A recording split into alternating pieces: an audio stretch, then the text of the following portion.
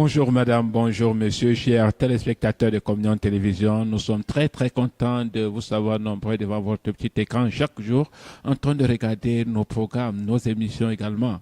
Bienvenue à cette autre sortie de votre émission Décryptons. Décryptons, votre plateforme d'édification. Décryptons vous permet d'avoir une parfaite connaissance après avoir regardé les messages ou écouté les messages sur Communion Télévision.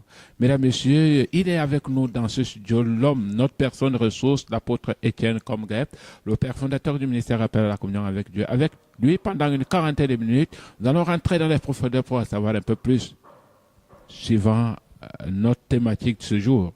Apôtre, bonjour. Bonjour Simon, bonjour chers téléspectateurs, que la grâce soit abonde sur vous. C'est un plaisir de vous savoir nombreux à l'écoute de ce que le Saint-Esprit veut encore nous enseigner. Que le Seigneur vous bénisse. Apôtre, un nouveau jour s'est levé, il y a un nouveau mois également, un mois très spécial pour les parents qui ont encore des enfants qui vont à l'école. Alors, un petit mot à l'endroit des parents et de ces enfants qui ont repris le chemin de l'école. Oui, évidemment, tout le monde est concerné parce que si vous n'avez pas d'enfant, vous avez peut-être un cousin, vous avez un frère dans le Seigneur, ainsi de suite. Donc je dis que nous devons commencer cette rentrée avec confiance. Je sais que beaucoup ont beaucoup de problèmes de rentrée parce que bon, il faut payer la scolarité, il faut payer les livres. Peut-être certains livres on ne les trouve même pas. Donc il y a le souci des déplacements, il faut réorganiser la vie de la maison. Donc je vous dis simplement du courage, de compter sur le Seigneur parce que c'est de ça qu'est fait la vie. Et fait de la vie, il faut simplement compter sur le Seigneur et la tâche sera légère. Que le Seigneur vous bénisse. La tâche sera légère, apôtre. Vous savez, le mois de décembre, c'est le mois des insomnies. Et dès que l'enfant, vous commencez à réfléchir comment faire pour que l'enfant reprenne le chemin de l'école. Et pendant que les autres pleurent pour le chemin de l'école, les autres également sont à la quête d'une place dans nos lycées et collèges. Ça devient très, très compliqué, apôtre. Oui, évidemment. Donc, ce n'est que compter sur le Seigneur qui est la solution. Parce que le Seigneur dit que celui qui met en lui sa confiance, alors ne connaîtra jamais le déshonneur. Donc, si nous mettons en lui notre confiance, nous ne connaîtrons pas le déshonneur. Et vous pensez qu'à ce moment-là, on a le temps de s'asseoir pour regarder à Dieu, puisqu'on est sous pression? Voilà, si on ne regarde pas à Dieu, c'est comme on court en vain, c'est comme si on courait en vain. Parce que, voilà, imaginez-vous, vous allez à la banque, donc vous savez que vous avez oublié votre carte nationale. Vous êtes tellement pressé d'aller toucher l'argent, et que vous dites non, comme je suis trop pressé, alors il faut que j'aille à la banque. Oui. Mais vous aurez besoin de votre carte à la banque. C'est la même chose. Donc, Dieu est incontournable. C'est au moment où on est tellement si pressé, si opprimé, si oppressé, qu'on doit beaucoup penser à Dieu. Parce que si on ne pense pas à Dieu, on va faire encore beaucoup d'erreurs. Et on sera encore sous pression. Et on va finir par vraiment être dans le découragement, même dans la dépression. Donc, c'est le moment de prendre beaucoup de temps pour le Seigneur. Donc, malgré qu'on ait beaucoup de pression, donc il faut commencer sa journée avec le Seigneur et passer sa journée avec le Seigneur et passer la nuit avec le Seigneur. Donc, on est le Seigneur en avant. Si nous mettons le Seigneur en avant, alors c'est lui qui va accomplir. Parce que la Bible nous dit dans le psaume 127 donc, que celui qui bâtit, il est vain de bâtir de la maison en vain. Que si l'Éternel bâtit la maison, donc celui qui bâtit en vain. Donc si l'Éternel garde la ville, donc celui qui vain en vain.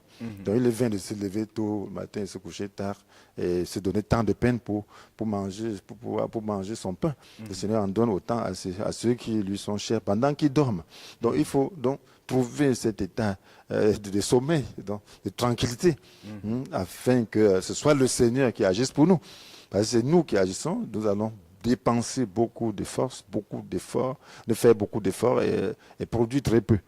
Donc, je dis simplement, malgré les conditions de la rentrée, nous devons donc passer plus de temps à chercher le Seigneur pour avoir d'abord la tranquillité d'esprit.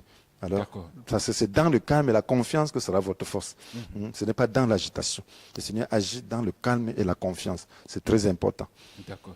D'accord. Le Seigneur agit dans le calme et la confiance. Apôtre, maintenant nous allons parler de l'adoration. C'est notre thématique de ce jour. Nous parlons de l'adoration. L'adoration qui est émanant de notre titre phare, qui est vivre dans le repos, 6e partie. Maintenant, apôtre, l'adoration dont on fait allusion, à quoi renvoie l'adoration inconditionnelle, apôtre, quand on parle de l'adoration inconditionnelle? Oui, cela veut dire que c'est une adoration qui ne dépend pas des circonstances, Oui. donc ne dépend pas de nos conditions, donc physique, spirituelle, matérielle, bref, c'est une adoration constante. C'est un état d'esprit donc, qui nous conduit toujours à adorer Dieu. D'accord. Maintenant, quand dit-on que l'homme adore Dieu? Donc on dit que l'homme adore Dieu quand il reconnaît Dieu comme le Créateur. Donc il lui donne l'honneur qui lui est dû. Donc il l'élève, hein, donc il apprécie. Donc il reconnaît sa souveraineté. Donc il s'abandonne à lui pour faire sa volonté. Donc il chante ses louanges. Et ça, vraiment, là, on dit que cet homme adore Dieu. Parce que l'adoration est d'abord un état d'esprit. Donc c'est reconnaître d'abord que c'est lui le Créateur, le souverain maître. Donc c'est de lui que viennent toutes choses. Donc, puisque nous dépendons de lui, donc il faut bien l'élever. Ah, ok. Mais maintenant, à ce côté, on peut-on trouver les faux adorateurs? Est-ce qu'il peut y avoir des personnes qui adorent Dieu d'une manière, en fait, c'est là qu'on appelle faux adorateurs? Oui, il y a des gens même dans ce monde donc, qui chantent les louanges pour obtenir, peut-être, je ne sais pas, quelques bénéfices. Oui. Donc ils ont faim, donc une autorité passe, ils apprécient, ils disent même ce qu'ils n'ont pas vu, Oui. ils n'ont pas vu. Donc cette autorité est contente et met les mains dans la poche. Alors il part en souriant. Donc voilà, c'est ce que certains font avec Dieu. Certains vont chanter loin de Dieu quand ils ont quelques bénédictions ou quand ils sont en quête de quelques bénédictions. Oui. Mais lorsqu'ils se sentent bien ou lorsqu'ils voient que Dieu ne les bénit pas, Dieu semble ne pas s'occuper d'eux, ils le maudissent. C'est-à-dire qu'il en est de même pour des personnalités telles que vous l'aviez dit tantôt. S'ils font allégeance auprès de ces personnes et qu'ils se rendent compte qu'il n'y a pas un retour, ça devient compliqué. Ça, la calomnie, on va inventer beaucoup d'histoires. Donc, au lieu de chanter les louanges, on va répandre les calomnies. D'accord. Voilà. Maintenant, apôtre, qui est digne de recevoir l'adoration? Est-ce qu'en dehors de Dieu, une autre personne peut recevoir l'adoration, apôtre? Bon, lorsque vous lisez la Bible, c'est la seule chose que Dieu défend. Ah bon? Oui, la Bible dit tu adoreras le Seigneur ton Dieu et c'est à lui seul que tu lui rendras culte. Ça, c'est le premier commandement. Tu adoreras le Seigneur ton Dieu, lui seul. Et c'est à lui seul que tu rendras un culte. Donc, Dieu ne veut pas qu'on adore autre personne ou autre chose que lui-même. Donc, l'adoration, c'est ce que Dieu s'est réservé exclusivement. Oui. Donc, et la divinité est constituée de 3 personnes, le Père, le Fils et le Saint-Esprit. Donc, alors personne ne mérite l'adoration. Oui. Et personne ne doit recevoir l'adoration. Même les anges, qui sont aussi glorieux lorsqu'ils apparaissent, donc, ne doivent pas être adorés. On voit des exemples dans la Bible avec l'apôtre Jean, qui a connu Jésus, qui l'a touché de doigts et qui l'a vu ressusciter, qui a été avec lui. Donc, lorsqu'il a reçu la révélation présentée par un ange, il a confondu cet ange à Jésus. Il s'est mis à se prosterner pour l'adorer. Il a dit non, je suis ton compagnon dans le service. Donc, même un ange qui représente Dieu ne reçoit pas l'adoration. Oui. Donc, cela veut dire que l'adoration est quelque chose qui est réservé à Dieu. Je peux dire c'est sa chasse gardée. Donc, il ne faut pas s'amuser avec l'adoration. Oui, c'est-à-dire que s'il y a une autre personne qui reçoit l'adoration en dehors de Dieu, lui, Dieu ne serait pas content, à moins que ce soit d'une manière délibérée, que cette personne adresse l'adoration aux divinités. Voilà, donc Dieu dit que lui, il est un Dieu jaloux, donc il ne tolère aucun rival. Donc, ce qui est adoré, ce qui fait l'objet d'adoration devient un rival. Donc, il ne peut pas tolérer. Donc, voilà pourquoi les adorateurs de faux dieux, donc sont en rébellion contre Dieu et Dieu en colère. La Bible dit que Dieu est en colère contre ceux qui adorent d'autres dieux. D'accord. Maintenant, apôtre, parlant de l'adoration, voilà, qu'est-ce qui caractérise les vrais adorateurs? Est-ce qu'il y a des caractéristiques? Est-ce qu'il y a des traits? Est-ce qu'en les voyant, est-ce qu'en regardant, on peut voir ces traits qui les caractérisent?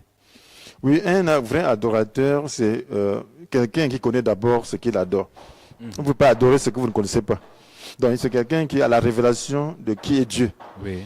Donc, qui sait que il est la source, que c'est de lui que viennent toutes choses.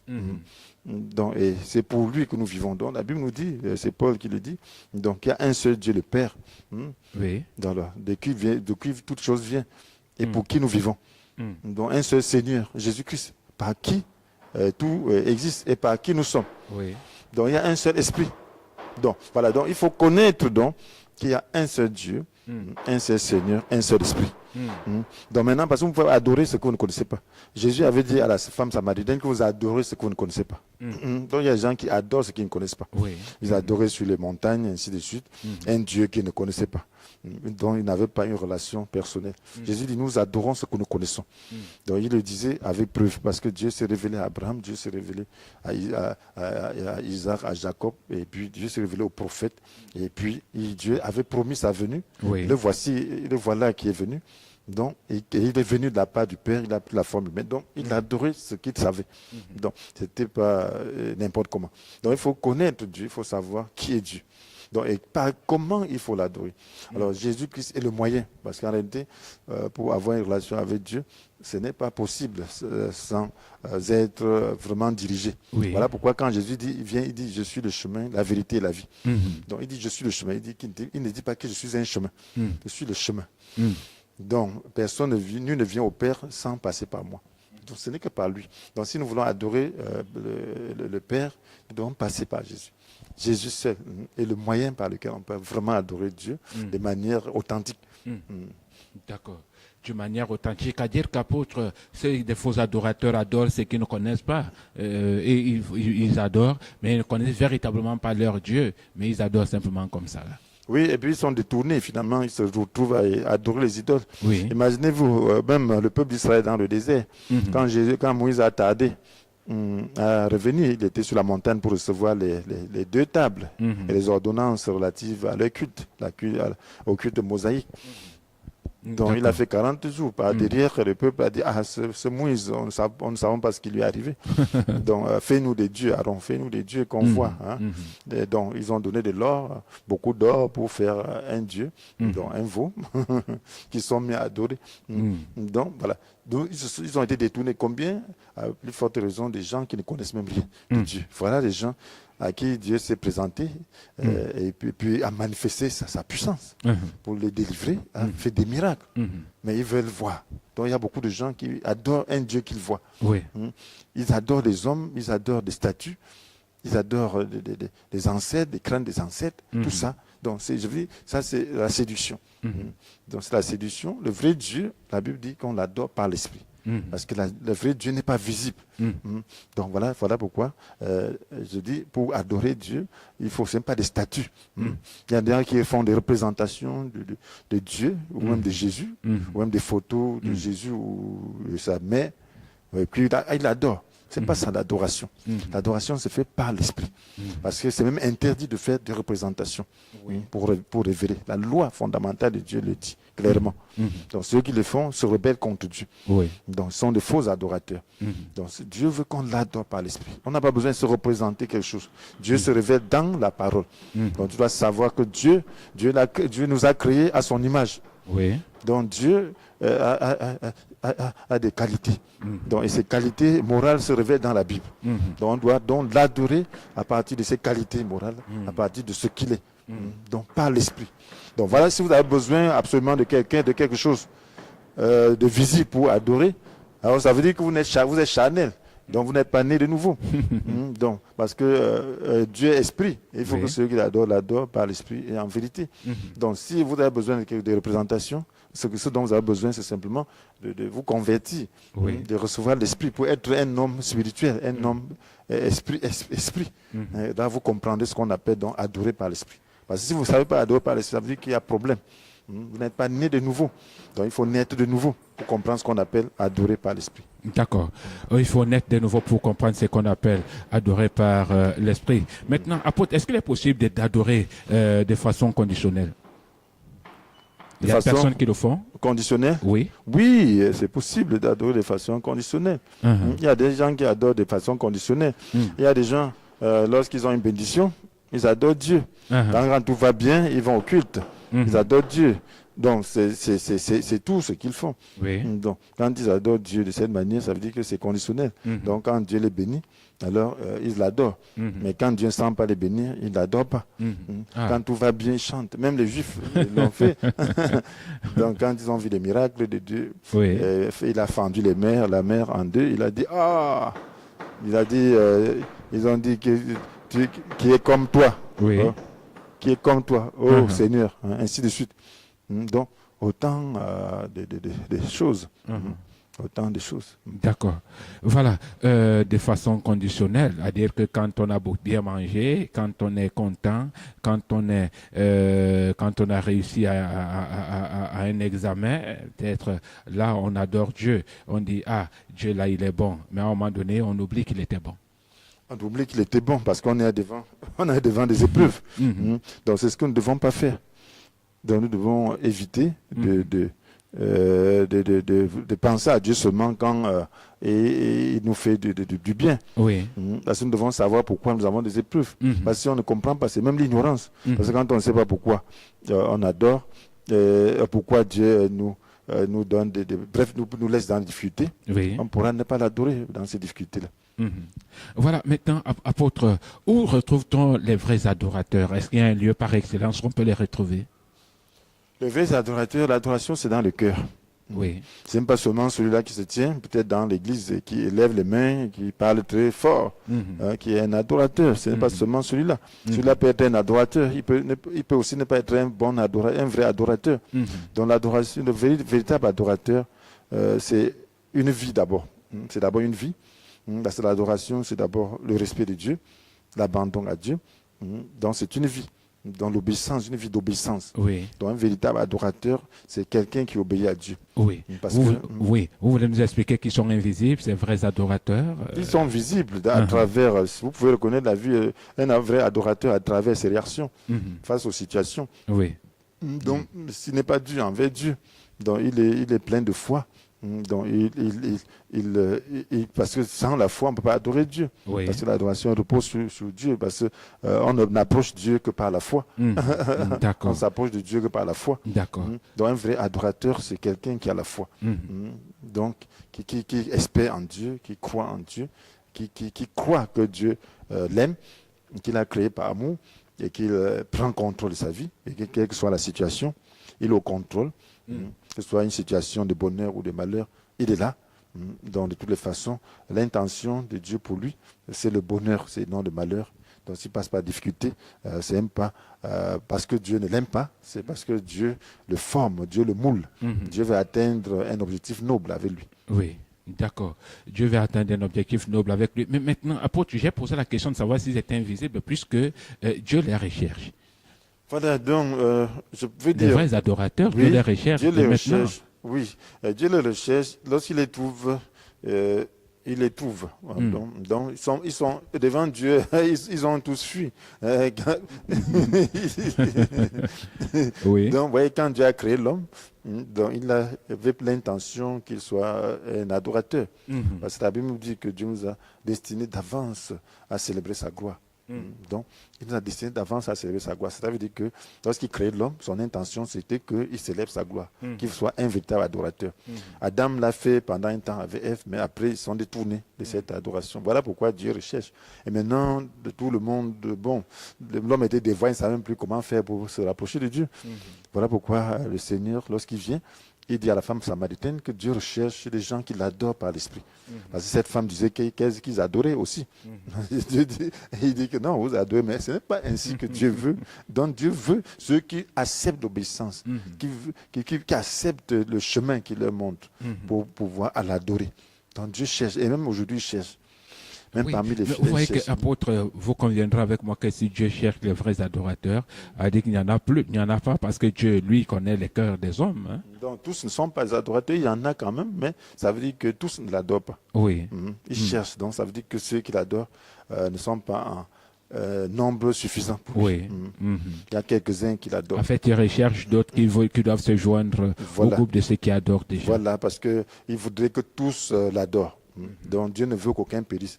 Donc il veut que la moisson soit grande. Oui. Que tout le monde entre dans cette famille divine à travers l'adoration. D'accord, d'accord. Que tous entrent dans cette famille divine. Maintenant, apôtre, que doit faire l'homme pour être vrai? Voilà une autre préoccupation. Qu'est-ce que l'homme doit faire pour être vrai?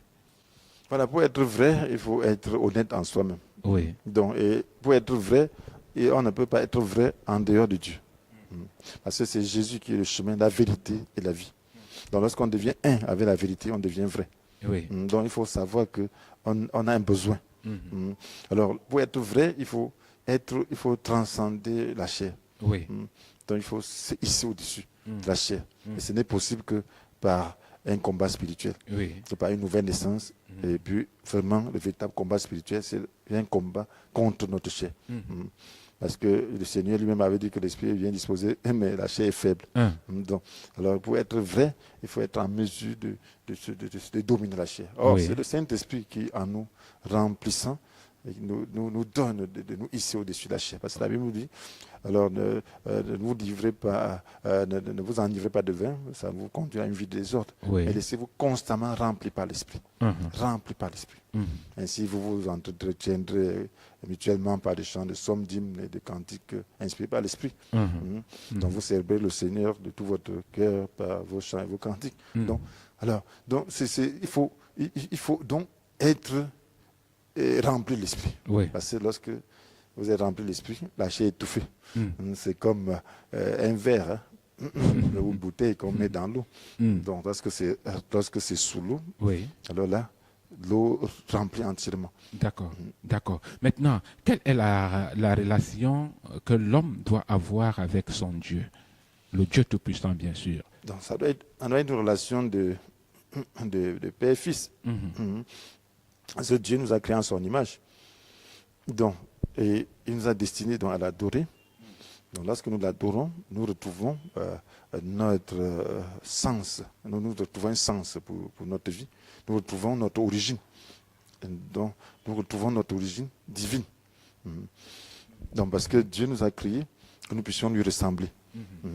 Donc, alors, puisque c'est lui qui nous a créés, donc nous sommes ses enfants. Oui. Donc, mais nous étions des enfants rebelles. Autrefois? Autrefois. Nous étions des enfants rebelles. Il nous a même reniés. Donc, il nous a appelés même les fils de Satan. Donc, alors c'est comme si on a une nouvelle naissance en Satan. Oui. Maintenant, on peut recevoir une nouvelle naissance en lui. Donc, c'est ce qu'il appelle, ce qu'il veut qu'on puisse connaître. Donc, lorsqu'on a une nouvelle naissance en Christ, on devient maintenant enfant de Dieu. Donc, la relation que nous devons avoir avec Dieu, c'est une relation de père-fils. Oui. Et si nous sommes enfants, nous sommes aussi héritiers. Héritiers de Dieu, donc co-héritiers de Christ. Donc, voilà ce que le Seigneur attend de nous. Il ne voudrait pas qu'on obtienne quelque chose de lui comme si on était des esclaves. Un esclave n'hérite pas.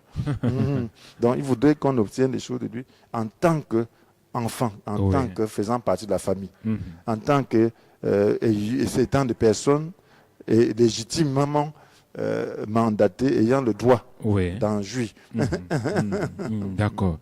Et voilà, très important. Bon, maintenant, apôtre, peut-on s'attendre à une récompense quand on est vrai adorateur?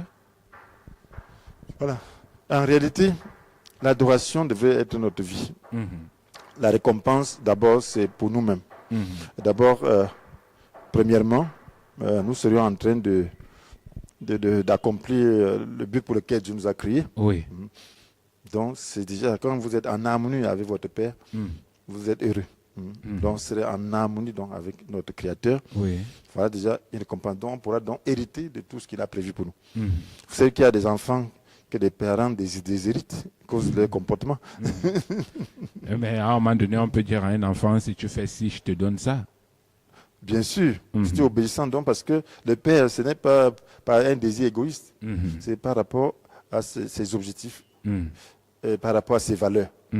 Donc, il ne se peine pas pour rien. Donc, il a une vision de la vie. Il se dit, voilà, demain je vais partir, mais il faut une continuité. Mais s'il voit un enfant qui veut plutôt gaspiller, veut faire n'importe quoi, il ne pourra pas lui permettre d'utiliser ses biens pour faire cela. D'accord. Donc il veut quelqu'un qui va continuer ses objectifs pour que lui il ait la joie, même s'il n'est pas là, de voir sa vision s'accomplir, continuer à s'accomplir. D'accord. Donc c'est la même chose avec Dieu. Uh-huh. Donc Dieu a une vision, donc il nous a donné un but. Donc si nous n'entrons pas dans cette vision, il va nous frustrer, parce que là, c'est un gaspillage. D'accord. Ça peut même travailler contre lui. D'accord. Maintenant, apôtre, vous savez que l'adoration est assez difficile. C'est vrai. Mais pour adorer, il faut être dans quel état d'esprit? L'adoration, c'est difficile parce qu'on n'a pas l'esprit, parce qu'on a des problèmes. Oui. Adorer, vous voyez, l'adoration, c'est un peu la joie. Oui. Donc, pour adorer, il faut comprendre. Il faut être libéré dans son cœur. Il faut être heureux dans son cœur. Donc, et ce bonheur ne vient que de Dieu. Donc, il faut avoir la révélation de qui est Dieu et de qui on est vis-à-vis de Dieu. Donc, et puis accepter le repos que Dieu nous accorde. Parce que le Seigneur nous dit, venez à moi, vous tous qui êtes accablés sous le poids de vos fardeaux, je vous donnerai du repos. Oui. Donc, il faut accepter ce repos dans Christ. Alors, si on a ce repos, alors le résultat sera seulement l'adoration. D'accord.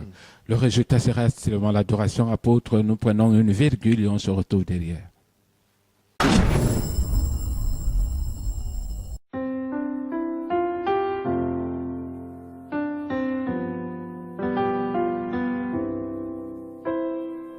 C'est au pied de ta croix que je trouve le réconfort. Je n'ai plus peur de rien quand je suis blotti dans tes bras. C'est au pied de ta croix que je trouve le réconfort. Je n'ai plus peur de rien quand je suis blotti dans tes bras. Assoiffé de ton eau qui me redonne la vie, tu me nourris avec ton pain de vie. La douceur de ta voix, je ne m'en lasserai pas. Quand tu me parles, je t'entends et je crois. C'est au pied de ta croix que je trouve le réconfort. Je n'ai plus peur de rien quand je suis blotti dans tes bras. C'est au pied de ta croix que je trouve mon réconfort. Je n'ai plus peur de rien quand je suis blotti dans tes bras. Garde-moi près de toi pour l'éternité. Et en retour, je promets de t'aimer. Ressens-tu mon amour quand je chante pour toi? Il est si fort que je pleure de joie, oui, de joie. C'est au pied de ta croix que je trouve le réconfort. Je n'ai plus peur de rien quand je suis blotti dans tes bras. C'est au pied de ta croix que je trouve mon bonheur, Jésus. Je n'ai plus peur de rien quand je suis blotti dans tes bras.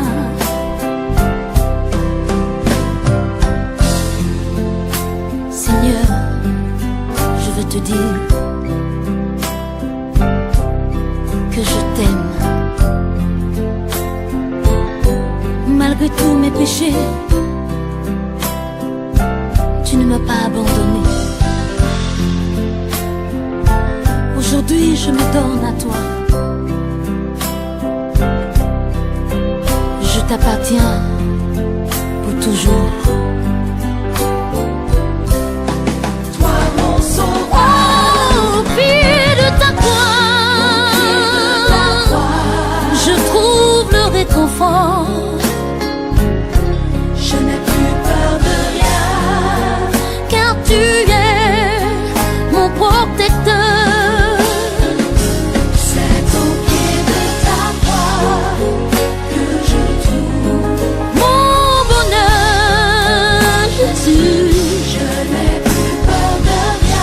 Je n'ai plus peur de rien, blotti dans tes bras. C'est au pied de ta croix que je trouve le réconfort. Je n'ai plus peur de rien quand je suis blotti dans tes bras.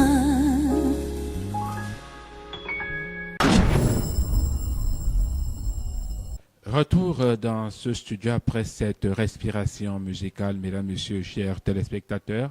Vous êtes bel et bien sur Communion Télévision, votre émission décryptant. Vous pouvez envoyer votre SMS au numéro de téléphone qui défile au bas de votre petit écran. Certainement, votre SMS va nous parvenir. Vous aurez la réponse à votre préoccupation. Apôtre, est-ce que celui qui est dans les problèmes peut adorer Dieu?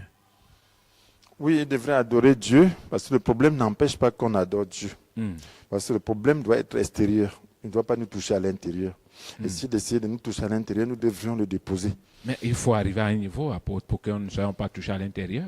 Bien sûr, tout le monde doit prier. Voilà pourquoi le Seigneur dit de prier sans cesse. Oui. Prier sans cesse, c'est pour transférer nos fardeaux vers le Seigneur, les déposer toujours à ses pieds. Donc c'est la prière, ce qu'on appelle prier. Donc si nous ne gardons pas nos cœurs, Oui. les choses vont être remplies. Donc la Bible dit de veiller soigneusement sur son cœur. Oui. C'est la source de ce qui fait ta vie, de ce qui fait notre vie. Donc nous devons veiller dans la prière pour que cela ne nous arrive pas. Parce que un cœur qui est déjà chargé ne pourra plus adorer Dieu. Oui, parce que quand on a des fois les problèmes, le sommeil part. Et dans cette situation, vous vous rendez compte que l'adoration va devenir un peu plus compliquée. Mais y a-t-il un temps précis pour adorer? La Bible nous dit d'adorer toujours, continuellement. Ah Donc bon? il nous a fait pour adorer. Donc on doit l'adorer. Donc, et même en toutes circonstances. La Bible dit, nous devons comprendre d'abord que toute chose, que Dieu fait concourir toutes choses à notre bien. Donc si nous savons que Dieu nous aime et qu'il a un plan pour nous, donc nous devons savoir que toutes circonstances que nous connaissons donc, concourra à notre bien. Donc la Bible nous dit remercier Dieu en toutes circonstances. Telle est la volonté que Dieu a exprimée pour vous en Jésus-Christ. Telle est la volonté que Dieu a exprimée pour vous en Jésus. Donc, alors, Dieu veut que, quelles que soient les circonstances, qu'on puisse adorer Dieu. D'accord. Quelles que soient les circonstances, qu'on puisse adorer Dieu. Mais la Bible dit que Dieu a fait un choix. À dire que tout le monde ne peut pas adorer, puisque Dieu a fait un choix. Donc, Dieu n'a pas fait un choix et il veut que tout le monde l'adore. Mais il a quand même choisi des personnes. Qu'est-ce qui s'est passé? Il a choisi tout le monde. Dans la Bible, il nous dit que ceux qu'il a connus d'avance, il les a aussi destinés d'avance à devenir conformes à l'image de son Fils. Donc, voilà, Dieu connaît d'avance, voici dans sa préscience, il sait que certains n'accepteront pas et d'autres accepteront. Donc, ceux qui accepteront, il les a destinés, il a fait un plan pour eux. Ceux qui n'accepteront pas, bon, ce n'est pas un problème. Il va les faire brûler dans le lac de feu. À dire que pour les non-choisis, leur part est déjà scellée. C'est chacun qui fait son choix, qui se détermine à faire partie des choisis. Donc on ne peut pas ignorer la préscience de Dieu. Parce que Dieu ne connaissait plus tout, il ne connaissait pas tout, il ne serait plus Dieu. Donc on dit que mais Dieu a laissé à l'homme, a doté l'homme d'une volonté souveraine. D'accord. Une volonté souveraine. Oui, Dieu a doté l'homme d'une volonté souveraine, mais il y a également un autre pan de voile qu'il faut relever, la conformité à l'image de Dieu. Mais maintenant, apôtre, que faire pour être conforme à l'image de Dieu? Voilà, pour être conforme à l'image de Dieu, il faut accepter sa parole. Jésus est notre vie. Paul dit, Christ est ma vie et la mort est un gain. Donc, il faut accepter Christ dans sa vie, par la foi, donc le laisser vivre par le Saint-Esprit, Oui. en refrénant les œuvres de la chair, donc par la foi. Donc, tout ça, donc c'est ça qui nous permet de nous rendre conformes à l'image de Christ. Oui. Donc, et puis le Saint-Esprit demeurant en nous, produit en nous le fruit de l'Esprit, Oui. qui est le caractère de Christ, qui est la manifestation donc, de la vie de Christ. Donc voilà ce qu'il faut faire pour développer donc, cette image. Donc il faut être assidu, il faut accepter la parole, esprit et vie, parce que c'est comme de l'eau. Donc cette parole, c'est de l'eau qui nous lave. De même qu'un vêtement, ça a besoin d'eau. Alors l'esprit nous apporte cette eau. Et les différentes paroles, c'est comme le savon, le détergent. Donc, il y a des habits tellement ça qu'il faut le savon. Oui. Voilà pourquoi donc la parole il y a beaucoup de paroles. D'accord. Il y a certaines paroles qui viennent nous chauffer. D'accord. Donc, c'est comme un détergent brûlant. Il y a beaucoup de saleté. Oui. Maintenant, apôtre, quelle est la mission principale de l'homme? Voilà, comme nous l'avons dit tantôt, la mission principale de l'homme, c'est l'adorer. Donc, c'est sa mission principale. Et en réalité, Dieu ne nous a pas créés parce qu'il n'avait pas besoin de nous. Il nous a créés parce qu'il avait besoin de nous. Il nous a destinés d'avance à célébrer sa gloire. Donc, ça veut dire qu'il avait besoin de nous. Oui. Vous ne pouvez pas fabriquer un objet sans savoir à quoi vous allez destiner cet objet. Oui. Vous ne pouvez pas aller acheter des choses au marché sans savoir pourquoi. Donc, c'est parce que vous avez besoin de ces choses que vous achetez. Oui. Ce ne sont pas ces choses-là qui avaient besoin de vous. C'est vous qui avez besoin de ces choses. Vous pouvez maintenant entretenir ces objets pour un bon rendement. C'est la même chose. Donc, Dieu, lorsqu'il nous créait, il avait besoin de notre adoration. Oui. Maintenant, il nous entretient pour que cette adoration puisse être plus réussie. D'accord.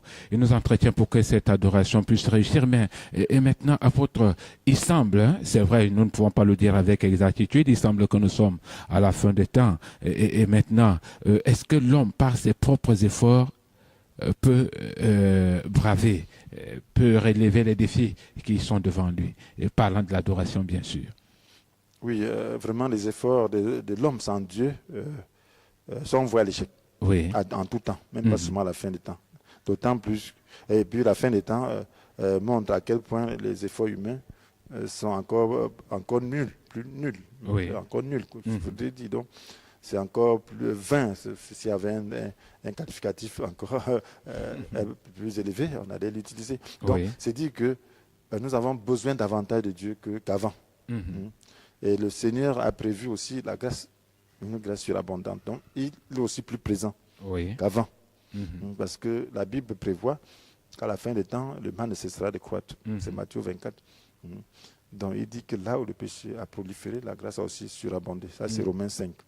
Donc, verset 20, il dit pour que, quand le péché a régné par la mort, de même, la grâce règne par la justice, pour nous conduire à la vie éternelle par Jésus-Christ notre Seigneur. Donc, le péché règne par la mort. Mais la grâce, maintenant, règne par la justice. Donc, la grâce est opérationnelle. C'est une force, c'est une puissance qui vient de Dieu. Donc, pour opérer la justice de Dieu en nous, pour opérer la volonté de Dieu en nous.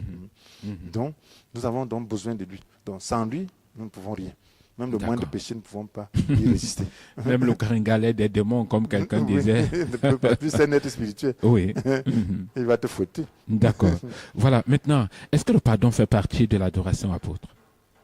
Oui, le pardon. Un cœur qui ne pardonne pas n'a même pas Dieu. Ah bon? Parce que la Bible dit, si vous ne pardonnez pas, Dieu ne vous pardonnera pas non plus vos fautes. Donc quand Dieu ne pardonne pas, Dieu ne te pardonne pas. Tu deviens pécheur. Oui. Et si tu es pécheur, Dieu n'a pas de relation avec les pécheurs. Donc c'est quand tu pardonnes que tu as aussi compassion de toi. Oui. Donc, il n'y a pas de... Elle dit qu'on est chrétien, sans pardon, ça n'existe pas. Oui. On est un faux chrétien. Donc c'est un chrétien qui n'a pas de relation avec Dieu. Donc pas le nom de chrétien. Parce que c'est écrit noir sur blanc. Oui. Que nous serons traités de la même manière dont nous aurons traité les autres. Donc si tu ne pardonnes pas à quelqu'un, sache que Dieu ne te pardonne pas non plus. Et là, si tu es chargé de tes fautes, alors Dieu t'attend à quoi donc? Alors Jésus est venu pour nous délivrer de ce manque de pardon. C'est la nature humaine de ne pas pardonner. C'est la justice humaine. Mais nous devons crucifier la justice humaine pour accepter la justice de Dieu. D'accord. Mais maintenant, apôtre, quand on essaie un peu de voir l'histoire de Job, qu'est-ce que cette histoire peut nous rappeler, parlant de l'adoration, bien sûr? Oui, ça peut nous parler de la manière dont un homme peut adorer Dieu dans toutes les circonstances. Oui. Les circonstances les plus défavorables, les plus malheureuses. Donc, un homme parvient à adorer Dieu. Ça c'est vraiment un adorateur. C'est quelqu'un qui a une relation vraiment intime avec Dieu. Nous prenons l'exemple, voyez, si tes parents deviennent pauvres, en toi qui es enfant, tu vas cesser d'être un fils obéissant ou aimant. C'est un peu ça. Donc si Dieu cesse s'il devenait pauvre, prenons un langage humain, cesse de prodiguer de prodiguer des soins vis-à-vis de toi, dois-tu continuer à l'aimer? C'était ça la question qui se posait. Le diable a demandé à Dieu, est-ce que tu penses qu'il t'adore pour rien, il te réveille pour rien? Parce qu'il a des biens. C'est parce qu'il a un bénéfice derrière, certainement. C'est parce que tu gardes ses troupeaux. Tu ne permets pas que je touche. Il a essayé plusieurs fois de toucher. Dieu lui a dit, va-t'en. Donc il a convaincu Dieu que Job ne faisait pas ça pour rien. C'est parce qu'il a tout ça qu'il révèle Dieu. Donc, et puis Job lui a montré au diable que ce n'était pas ça. Il n'était pas au courant de tout ce qui se tissait là, dans le monde spirituel. Donc, c'est quelqu'un qui avait une intimité avec Dieu, qui est devenu un avec Dieu. Il a démontré. D'accord. Maintenant, qu'est-ce qui peut être considéré comme obstacle dans l'adoration? Voilà, les obstacles à l'adoration, c'est notre cœur. Parce que c'est un cœur soucieux. On ne peut pas adorer Dieu. Voilà pourquoi le Seigneur ne veut pas qu'on porte des soucis. La Bible nous dit, déchargez-vous sur lui de tous vos soucis, car lui-même prend soin de vous. Donc, un chrétien qui ne sait pas se décharger ne pourra pas adorer. La Bible nous dit, ne vous mettez en souci pour rien, mais en toute chose, exposez vos besoins à Dieu. Adressez-lui vos prières et vos requêtes, en disant aussi votre reconnaissance. Ainsi, la paix de Dieu qui surpasse tout ce qu'on peut concevoir gardera votre cœur et votre pensée sous la protection de Jésus. Donc il faut une protection. Et ça ne peut se faire que par la foi. Donc il faut savoir se décharger.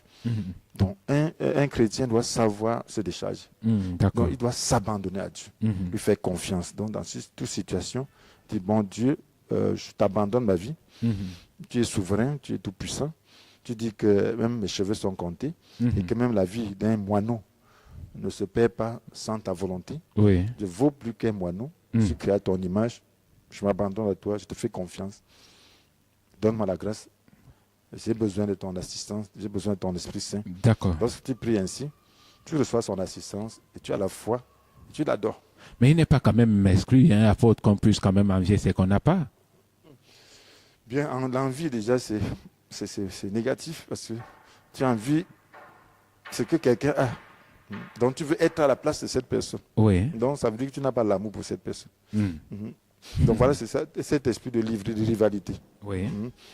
Donc c'est ce que l'Ecclésiaste nous dit, que tout le labeur de l'homme et toute habileté que l'homme met à ses œuvres sont motivés par la rivalité les uns avec les autres. Donc la rivalité, l'esprit de rivalité. Et c'est ça qui crée donc le problème, c'est ça qui crée des soucis. Alors si on est soucieux, on ne pourra pas adorer Dieu. Parce que Dieu veut qu'on soit content avec ce qu'on a. Je prends l'exemple. Un enfant, lorsque vous regardez un enfant en brousse, il a ses jouets. Ça peut être des bâtons, ça peut être peut-être des fruits, ainsi de suite. Mais il s'épanouit avec ça. Celui qui est en ville, qui a des moyens, a un lot a des cartons de jus. Il s'épanouit aussi avec ça. Il faut être content avec ce qu'il a. Celui qui n'a pas beaucoup de moyens, peut-être tu vas acheter peut-être 2 jouets seulement à ton enfant. Il s'épanouit avec ça.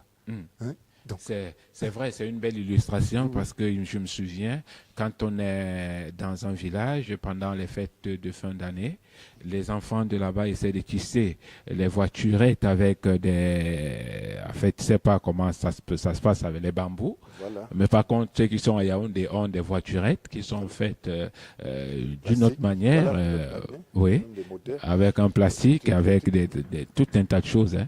Mhm. Donc, et chacun s'épanouit. Oui. Mhm. Donc maintenant, si tu cherches à envier l'autre, c'est là qu'il y a un problème. Oui. Il cesse de t'épanouir. Mhm. D'accord. Et ça, c'est ça le problème de l'homme. Voilà pourquoi le Seigneur veut qu'on soit comme des enfants qui se contentent de sa condition, qui s'épanouissent. D'accord. Voilà, mesdames, messieurs, chers téléspectateurs, notre thématique ce jour, l'adoration, 6e partie. C'était vivre dans le repos, autant pour moi, vivre dans le repos, 6e partie, autant pour moi, et nous sommes attelés sur l'adoration inconditionnelle. Maintenant, apôtre, la 6e partie, encore quelques 2 minutes, nous allons mettre la clé sur le passant pour cette autre sortie. Que retenir de tout cela, apôtre? Voilà, c'est qu'il faut comprendre que Dieu nous a créés pour l'adorer. Oui. Et lorsque nous ne l'adorons pas, nous ne pouvons pas avoir vraiment le repos. Et que cette adoration n'est pas pour un temps, n'est pas pour le matin seulement, ou pour midi, ou pour le dimanche. Cette adoration est une adoration constante et inconditionnelle. Ça veut dire dans toutes les situations, nous devons donc l'adorer. Donc reconnaître que les difficultés dans lesquelles Dieu nous laisse sont des moyens de Dieu de nous parfaire, parce qu'il nous a aussi destinés à être conformes à son image. Donc, devant ces difficultés, nous devons donc rechercher sa grâce surabondante pour que ce soit lui-même qui opère. Donc, cela doit donc servir de nourriture à notre foi. Donc, nous devons donc développer notre foi à travers les difficultés que nous connaissons. Donc, si nous le faisons, nous serons de véritables adorateurs. D'accord. Voilà, apôtre, merci d'être venu une fois de plus ce jour, nous apporter des éclaircissements concernant notre thématique, savoir l'adoration. Moi, je vous remercie pour le privilège que j'ai. C'est parce qu'il n'y a personne pour écouter, Dieu ne m'enverrait pas pour parler de cela. Donc, c'est un privilège de pouvoir être utilisé par Dieu pour dire un mot qui peut aider quelqu'un. Le Seigneur vous bénisse. D'accord. Mesdames et messieurs, décryptons Rentrangar et c'est Scottier Communion Télévision. Les programmes se poursuivent. Quant à moi, très bientôt sur les ondes. Merci. Allez.